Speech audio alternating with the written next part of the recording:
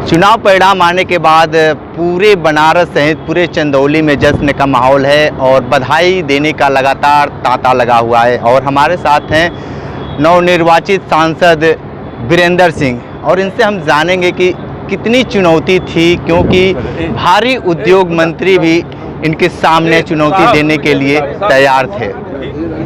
देखिए, डगर तो बहुत कठिन थी। एक तरफ धन बल, बाहुबल और पूरा तंत्र हम लोगों के सामने खड़ा था। तंत्र में विधायिका जो है, कार्यपालिका से जुड़े हुई जो हमारे सारा डीएम एसपी से लेके सारे तंत्र, और उस तंत्र के दबाव में, कैबिनेट मंत्री के दबाव में सभी विधायक, सभी एमएलसी, सभी ब्लॉक प्रमुख, लगभग सभी जिला पंचायत सदस्य, सभी हमारे प्रधानों को दबाए हुए थे, सभी हमारे कोटेदारों को दबाए हुए थे। बीडीसी के सदस्यों के ऊपर धमकी चमकी जा रही थी। यहाँ तक कि हमारी छोटी सी कार्यकर्ता आंगनबाड़ी तक की जो सरकारी कार्यकर्ता थी, उन सब पर दबाव डाल करके उनसे जो है उनके ऊपर प्रभाव डाल करके अपने पक्ष में करने का काम कर रही थी चंदौली के जो हमारे कैबिनेट मंत्री थे। लेकिन हमारे साथ लोक था। लोकतंत्र जो है लोक और तंत्र से बनता है। तंत्र उनके साथ था, लोक हमारे साथ थे। तो हमारे साथ जनता थी, हमारे साथ किसान थे, हमारे साथ गरीब थे, हमारे साथ जो आज तक अपनी आज़ादी के बाद भी अपने अधिकार नहीं पा सके थे, जिनको दबाया गया है, जिनको कुचला गया है, जिनको उचित सम्मान नहीं मिला है, जिनके बच्चों को न्याय नहीं मिल पाया है, जो पढ़ाई में पिछड़े हैं, आर्थिक रूप से पिछड़े हैं, जो सामाजिक रूप से जिनको स्थान नहीं मिल पाया है, वो सारे लोग हमारे साथ। तो लोक हमारे साथ था और तंत्र उस तरफ था। ये लोक की जीत है, जनता की विजय है। इसमें हमारे सभी जो समाजवादी पार्टी के छोटा से लेके बड़ा तक का जो कार्यकर्ता है, सब तन मन धन से सब लग करके पूरी ताकत के साथ 50 डिग्री टेम्परेचर में गांव-गांव तक हमें पहुंचाया, लोगों के बीच में बोलने का अवसर दिया, हमें समझाने का भी अवसर दिया, उनको समझने का भी अवसर दिया। और इस कारण से पूरा तंत्र जो है फेल हो गया और लोग जीत गया। सारी जनता की जीत थी, जनता चुनाव लड़ रही थी और आम जनता जो है इसको चुनाव को जीती है। चंदौली की जनता ने आपके ऊपर बहुत बड़ी जिम्मेदारी दे दी है, पहली प्राथमिकता क्या होगी? मैंने आपसे बताया नहीं कि चूँकि क्षेत्र के हमारे समाजवादी पार्टी के जो इंडिया गठबंधन के साथी थे, हमको गांव-गांव तक पहुंचाए। तो हम गांव-गांव तक जहां अपनी बात कहते थे, वही हमारी नज़र उनकी समस्याओं पर भी जाती थी।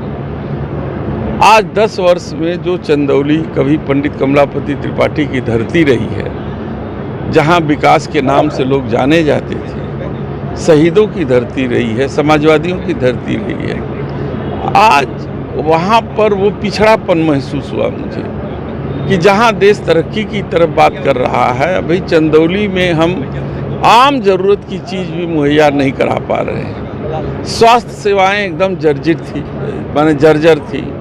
वहाँ शिक्षा के नाम पर कोई व्यवस्था हमारे शिक्षा मंत्री रहते हुए भी कैबिनेट मंत्री नहीं कर पाए थे।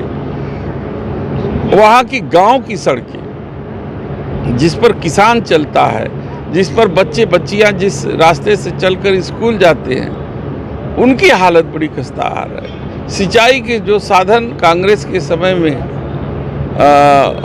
पंडित जी ने कर दिया था, उसके बाद से 100 मीटर भी नहरों को नहीं बढ़ा पाए, क्षमता लोग नहीं बढ़ा पाए, न ही उस पर कोई काम हुआ है। जितने आपके ट्रांसफार्मर और 33/11 के जो है सब स्टेशंस हैं, सब ओवरलोडेड हैं। उसको मेंटेन करने के लिए ट्रिपिंग करते हैं, कटौती करते हैं लोग। अखबारों में केवल छाए रहते हैं कि कटौती मुक्त, लेकिन जा कर के चंदौली में देखिए कितने कितने घंटे तक जो है कि बिजली की कटौती होती है। शिक्षा के नाम पर एक प्राइमरी एजुकेशन भी, प्राइमरी स्कूल भी हमारे सांसद महोदय नहीं खोल पाए थे। वहाँ अजीबो तरीके से, देश से एकदम तरीके से प्रधानमंत्री मोदी जी का बगल का जिला होने के कारण भी जो सुविधाएं मिलनी चाहिए थी, जो वहाँ पे विकास होनी चाहिए थी, वो नहीं पहुँच पाया था और लोग परेशान थे। बनारस के बारे में क्या कहेंगे? लोग यहाँ के कह रहे थे, सारे भारतीय जनता पार्टी के लोग कह रहे थे कि मोदी 10 लाख वोटों से जीतेंगे, लेकिन 1.5 लाख वोट से ही उनकी जीत हासिल हुई। क्या कहेंगे इसके लिए? जीत मानते हैं या हार मानते हैं? देखिए, यह जनता का आक्रोश था, क्योंकि बनारस बाबा भोले की नगरी है, वो किसी को इतना बेइज्जत नहीं करती। इस बार मोदी जी को वार्निंग दे दी है काशी की धरती ने कि अब झूठ का पुलिंदा नहीं चलेगा, अब आडंबर नहीं चलेगा, अब इवेंट मैनेजमेंट नहीं चलेगा, अब बनारस के लोग बर्दाश्त नहीं करेंगे। इस चेतावनी को अगर वो समझ जाएंगे तो उनका कल्याण है, नहीं समझ पाएंगे तो फिर काशी की धरती उस बार साफ कर देगी अगली बार। दिल्ली के बारे में क्या सोचते हैं? दिल्ली इस बार मोदी सरकार हो गई या नीतीश सरकार? देखिए, मोदी जी प्रधानमंत्री नहीं रहेंगे, इतना तो मैं कह सकता हूँ। क्यों? वो नहीं रहेंगे, उनके दल में ही उनको स्वीकृति नहीं है, भाजपा में ही उनकी स्वीकृति नहीं है। 2-4 महीने हो सकता है जबरदस्ती बन जाए। अभी तो सीटों को लेकर के और मंत्रालय को लेकर के तमाम टकराहट है, क्योंकि जनादेश भाजपा के खिलाफ है। अलायंस लोगों ने कुछ जगहों पर जबरदस्ती ईडी सीबीआई के डर से जरूर कर लिया था, लेकिन मानसिक तौर पे वो भारतीय जनता पार्टी के साथ कभी नहीं थे।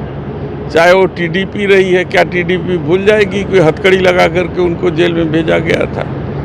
क्या नीतीश कुमार जी भूल जाएंगे कि नीतीश कुमार के साथ भारतीय जनता पार्टी ने कौन सा सलूक किया?